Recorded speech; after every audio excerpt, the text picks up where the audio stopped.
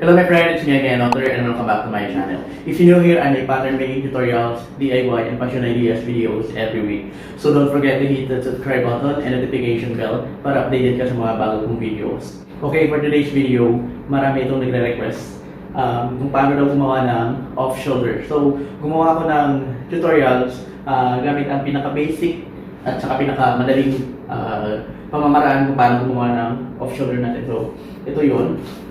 Nilagyan ko lang siya ng elastic dito sa may neckline. Pwede mo siyang gawing, kung ayaw mo naman na sobrang open, yung pagka-off shoulder na, pwede naman siya iakyat. Tapos, ito ay magiging free size.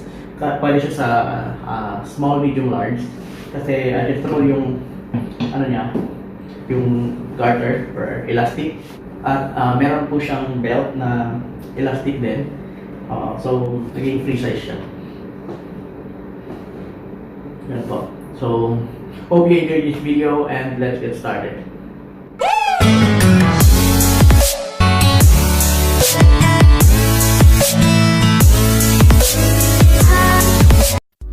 Ito po yung mga breakdown ng measurement na kakailanganin natin. Mag-fit siya sa small, medium, large, tapos magiging free size siya.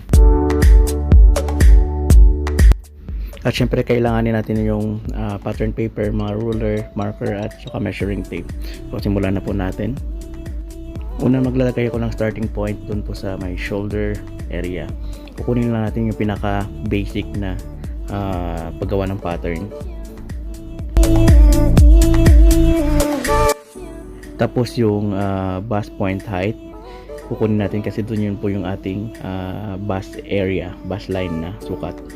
Doon tayo magbe-base. Tapos yung ating figure na 17, tapos saka natin luguhitan, lagyan ng marking.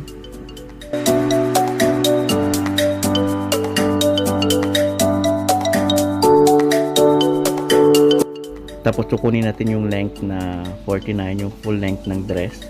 Depende sa inyo kung ano gustong haba yung gusto nyo.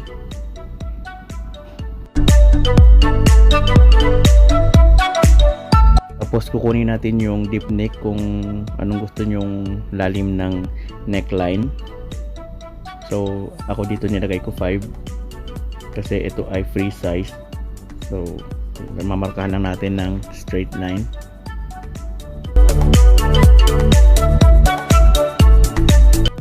Tapos nilagyan ko ng label yung bawat line para mas klaro sa inyo.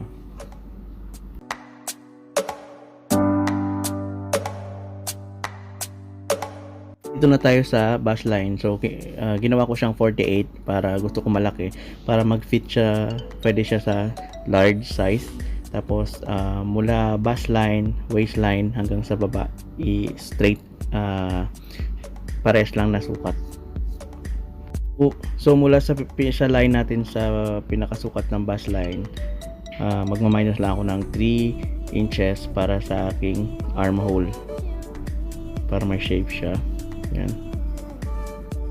Tapos lagyan ko lang ulit ng label yung armhole natin para mas klaro.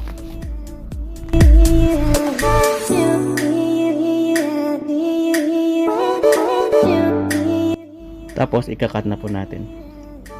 Hindi ako naglalagay ng allowance sa pinaka pattern natin. Parang ganito po yung forma niya. Yan, sa waistline at saka sa taas. So yung ginagawa ko ngayon ay front pattern. So maglalagay ako ng pinaka allowance sa center front kasi ilalagyan natin ng overlapping para sa botones. Lalagyan na natin ng label para hindi tayo para mas klaro sa inyo.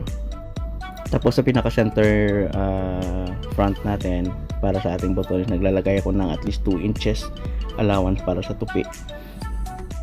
Ganon din po sa ating top, maglalagay ako ng 2 inches allowance para po sa ating garter or elastic tip na ipapasok sa loob. Tapos sa may armhole, naglalagay ako ng half inch allowance at sa may side, naglalagay ako ng at least 1 inch allowance.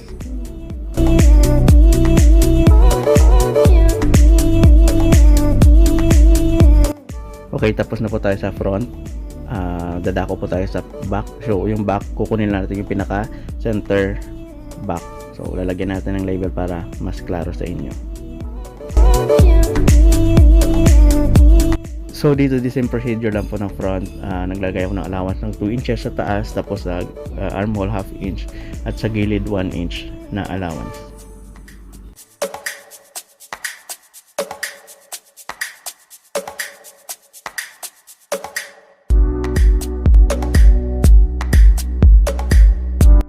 Tapos dito tayo sa armhole. Gawa tayo ng pattern, gawa pa rin tayo ng starting point. So guhit lang natin. So dahil nga ito ay free size, so gusto ko mas maluwang yung ating shoulder, ang ating armhole, para lagayan ng garter. So lakihan na natin para mag-fit sa large. Yung sukat ng ating armhole kanina sa pinaka main body ay 5. So gagayahin na natin yung 5 para mag-meet doon sa ating body. So ikakat na po natin yung ating sleeve. So maglalagay ako ng 2 inches sa taas, lagay na garter, tapos armhole half inches, yung side 1 inch, tapos sa baba naglagay ako ng 3 inches allowance para rin suotan ng garter.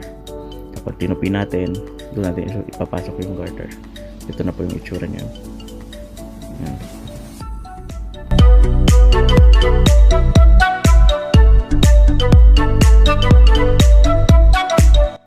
Tapos i-construct natin ngayon yung front, back, at saka yung ating armhole, ating sleeve. Tapos ito na po yung maging itsura ng ating off-shoulder na damit. Pagdugtungin na po natin yung mga parts natin.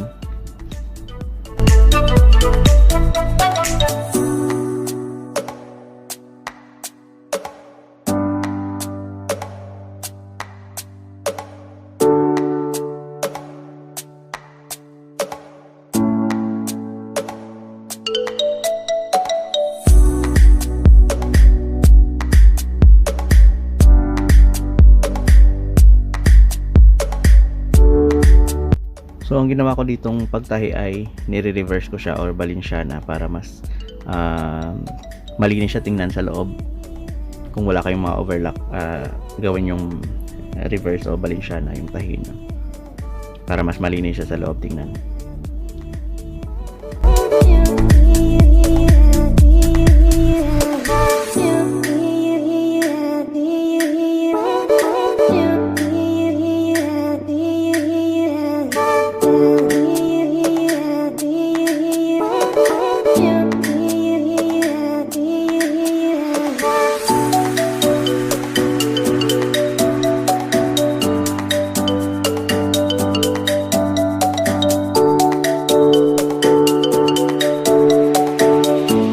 Ito na po yung pinakaloob ng ating off-shoulder na damit. Bali, naglalagay ako ng top stitch dito. Ayan, nakikita niyo may top stitch dito. Tsaka yan. Ito yung butas na to, dito yung garter. Yan. Tapos ito yung allowance natin kanina sa overlapping. Yan. Tapos dito. Ganyan. Tupin nyo lang siya. Tapos dito naka reverse, so nakabalinsyana. Yan. Tayo para mas malinis tingnan sa loob. Yan. Nakabalinsyana siya para mas malinis sa loob tingnan. Yan. Kung wala kayong mga overlock, pwede ito. Mas malinis pa siya tingnan. Tapos ito po yung suotan ng garter. Ganon din po sa ating sleeve. Ganon din po ang ginawa ko. Meron po siyang top stitch. Yan. At saka yan po. Yung suotan ng garter. So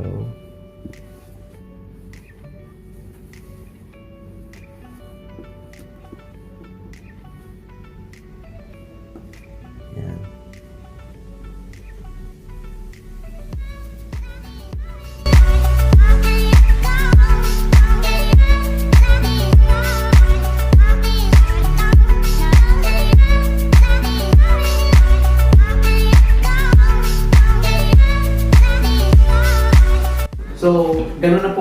ating pattern para sa ating off shoulder. Para sa mga beginner siguro makuha nila agad ito. Kasi sobrang simple lang yung taros niya, basta alam niyo lang yung pinaka-basic. Tapos, yun, doon lang kayo mag-base sa pinaka-basic. Tapos, sundali na lang yung tutorial po, makukuha niyo po. Tapos, maraming salamat po sa lahat ng mga viewers ko. Sa mga gustong matuto sa pattern making, abangan niyo po yung mga susunod ko na videos. Ang ginagawa ko ngayon ay puro basic lamang, puro po para sa mga beginners. So, saka tayo magle-level up pag natapos na natin yung mga basic. So, ayun po, kung may mga comment pa kayo, suggestion, mag-suggestion po kayo sa comment section sa baba at subukan pong gawa ng tutorial. Maraming salamat po at kita-kita po tayo hanggang sa muli. Bye!